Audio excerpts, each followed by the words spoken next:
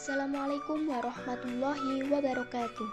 Kami dari kelompok 6 akan membahas hasil diskusi kelompok kami yang berjudul Mekanisme Pelaksanaan dan Hukum Akikoh bagi Masyarakat, yang beranggotakan M. Mirza Latiful Huda, Anur Laila Al-Atif, Alfiniyah Fahrunisa, Salma Romza Salsabila, dan Putri Dewi Salsabila. Dasar hukum akikah. Segolongan fuqaha antara lain golongan Zahiri berpendapat bahwa hukum akikah adalah wajib.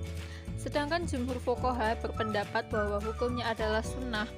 Imam Abu Hanifah berpendapat bahwa akikah itu tidak wajib hukumnya dan tidak pula hukumnya sunnah.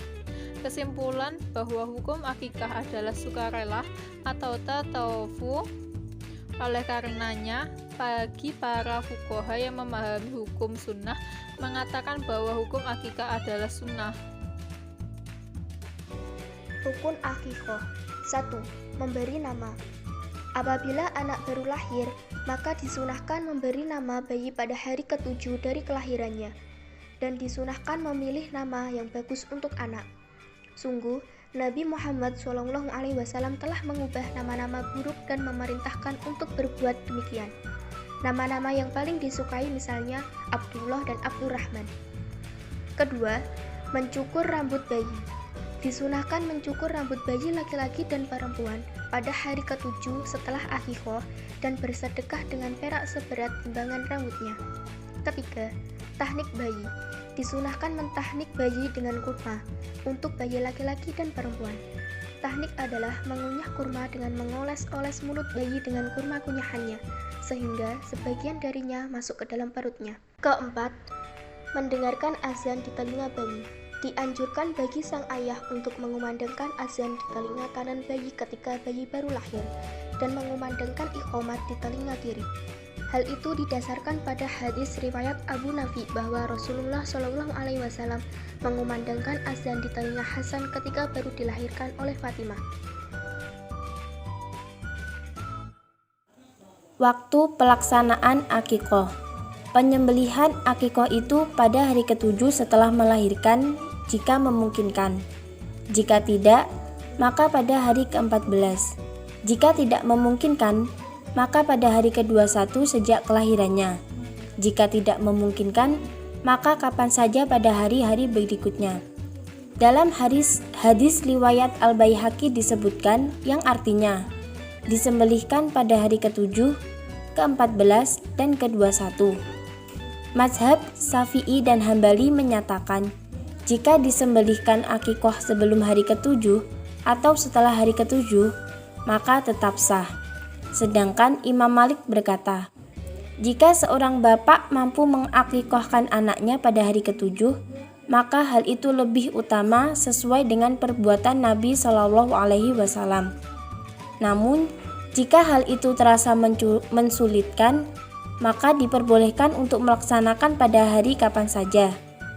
Maka, perintah menyembelih untuk akikoh terdapat kelonggaran waktu dan kemudahan. Dalam hadis Sumurah disebutkan yang artinya anak itu digadaikan dengan akikohnya, disembelihkan binatang baginya pada hari ke-7 dari kelahirannya dan diberikan nama. Penetapan waktu akikoh 7 hari bukan berarti tidak ada waktu lain. Terdapat pula pendapat lain bahwa jika diakikohkan pada hari ke-4, ke-8, dan ke-10 atau setelah itu, maka akikoh itu pun telah cukup. Nilai-nilai pendidikan yang terkandung dalam matan hadis. Dalam kitab Al-Fiqh Al-Islami wa Adillatuhu Az-Zuhaili disebutkan tentang hikmah akikah, yakni ungkapan syukur kepada Allah SWT atas diberi rezeki seorang anak, menumbuhkan keutamaan berbagi dan sifat kedermawanan, melembutkan hati keluarga, kerabat, dan para sahabat dengan mengumpulkan mereka dengan makan bersama, menebarkan kasih sayang, cinta kasih, dan kebersamaan. Dengan demikian, akikah sama sekali bukan sekedar pesta makan. Praktiknya mungkin mengesankan begitu, tetapi esensinya jauh lebih luas daripada pengertian pesta makan. Sebagaimana dituturkan oleh Dr. Abdullah Naskhi Ulwan dalam buku Tarbiyatul Aulad fi Al-Islam. Hikmah akikah itu antara lain: A. Akikah merupakan suatu pengorbanan yang akan mendekatkan anak pada Allah di masa awal ia menghirup udara. B. Akikah merupakan tebusan bagi anak dari berbagai musibah, sebagaimana Allah telah menebus Ismail alaihissalam dengan hewan sembelihan yang besar. C. Mempererat tali persaudaraan di antara sesama anggota masyarakat.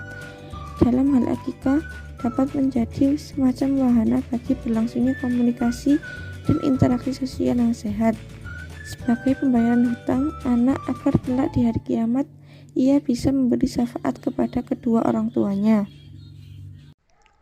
Sekian, terima kasih. Wassalamualaikum warahmatullahi wabarakatuh.